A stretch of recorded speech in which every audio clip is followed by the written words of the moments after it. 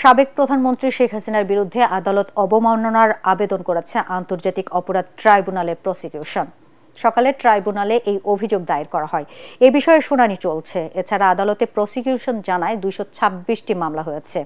226 জনকে মারার লাইসেন্স পেয়েছি। শেখ হাসিনার চাঞ্চল্যকর এই অডিও বক্তব্যের ফরেনসিক প্রমাণও পেয়েছে তদন্ত সংস্থা। এদিকে গণ অভ্যুত্থান চলাকালে ড্রোন দিয়ে নজরদারি, মানবতা বিরোধী অপরাধের অভিযোগে গ্রেফতারকৃত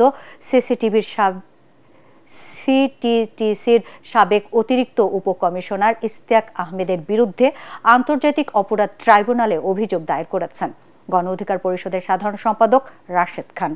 2018 সালে কোটা সংস্কার আন্দোলন চলাকালে রাশেদ খানকে গ্রেফতার করে হাত ও মুখ বেঁধে অমানবিক নির্যাতন করে এই পুলিশ কর্মকর্তা। অভিযোগ দায়ের করেছি। প্যারোলের ক্ষমতাটা পুরোপুরি স্বরাষ্ট্র মন্ত্রণালয়ের, সে কারণে স্বরাষ্ট্র মন্ত্রণালয়ের কাছে তাদের আগে যাওয়া উচিত। কারণ প্যারোল কখনোই কোর্টের বিষয় নয়, আদালতের ডিসাইড করার বিষয় নয়। একই সাথে আমরা এটাও বলেছি যে এই ট্রাইব্যুনালে একটা মামলার নিয়ে ট্রাইব্যুনাল ডিল করছেন, কিন্তু যে আসামির জন্য প্যারোল চাওয়া হচ্ছে তার বিরুদ্ধে আরও অনেকগুলো মামলা বিভিন্ন আদালতে পেন্ডিং আছে। এই আদালত থেকে যদি একটা আদেশ তাদেরকে দেওয়া হয় তাহলেও তার তো মুক্ত হওয়ার কোনো সুযোগ নেই, অন্যান্য আদালত থেকে তাকে মুক্তি পেতে হবে।